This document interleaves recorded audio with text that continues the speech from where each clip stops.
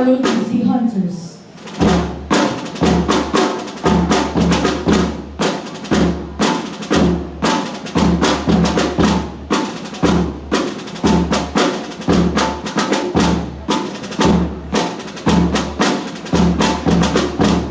This formation proudly represents the brave institution.